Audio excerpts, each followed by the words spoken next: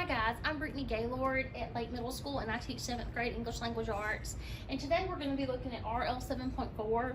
We're going to be determining the meaning of words and phrases that are used in a text for the figurative language part. We're going to kind of look at the meaning that the figurative language has. So, I can identify types of figurative language in a text, and I can determine the meaning of the figurative language in that text.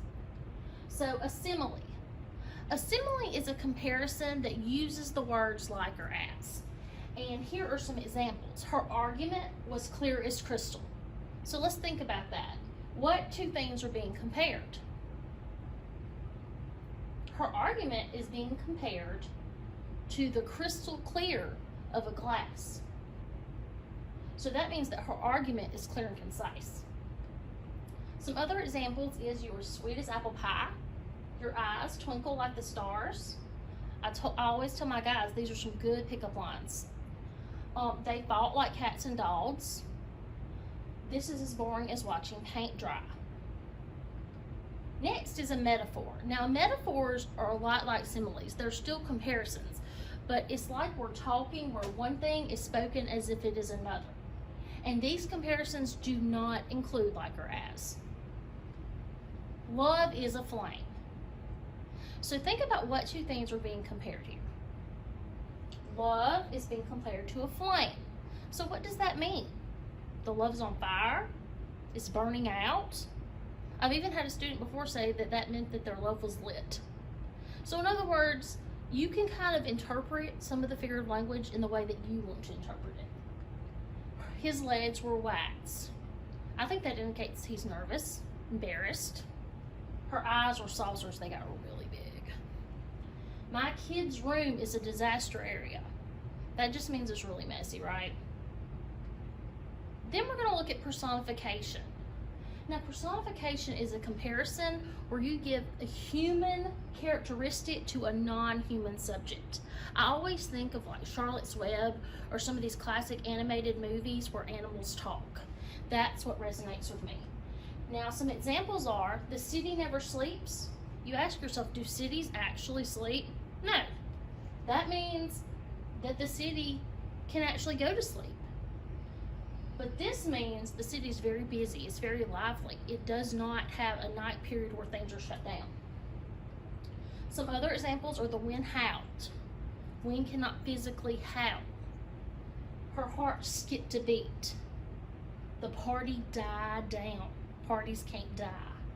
The car sputtered and coughed. It was having trouble getting started. So what we're going to do is we're actually going to look at a lower level lesson where we look at these topics to kind of remediate what we've already learned. So you should have a copy of this at home. But we're going to look at this figurative language lesson. So I want us to focus in on this girl. Tears fell from her face like rain from the sky. Think about why that writer is using figurative language by looking at that picture. Why do you think the writer compared the girl's tears to rain?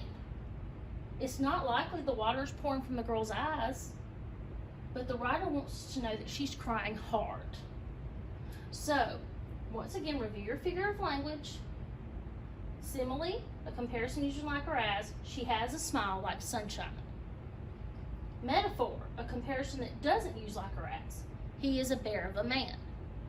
Personification is giving human qualities to something non-human. The boiling tea kettle screeched its complaint. So, if you flip on over to the next page, you will see a short story called The Gold Watch. So now we're going to read this. And while we read, think about what the author's comparing. What does that author want you to see? How are you imagining things in the passage? So, sunlight burst through the window and woke Gabriel that bright sunny day. He felt disoriented, as if he'd been sleeping for years. He didn't even know what time it was. But that was no surprise. He was always late. He pulled on his clothes and went out to the yard, where he found his mother sorting through boxes of old things. "Why did you get all that junk out of the garage?" Gabriel asked. "It's not junk," his mother answered. These are things I've saved over the years, but it's time to have a yard sale and let them go. Gabriel's mother pulled a broken coffee maker out of one box, the electrical cord trailing behind it like a tail. Next, his mother held up a pocket watch, as golden as a tiny sun. I know that you saw some figurative language in that passage, especially in this last paragraph. The author compares the cord to a tail, which gives the coffee maker the qualities of an animal. So let's look at this chart. A pocket watch and the sun are being compared. How does the passage say those two things are alike? A pocket watch is golden as a tiny sun. The watch is shiny. It's being compared to something shiny. So what you're going to do at home on your own is, you're going to go to the next page where the story is continued, and you are going to read, look at the description of the watch, and then you are going to answer the question, which word from the story best describes how Gabriel feels about the watch? Review the video if you need any more help with your figurative language terms. Thank you, guys.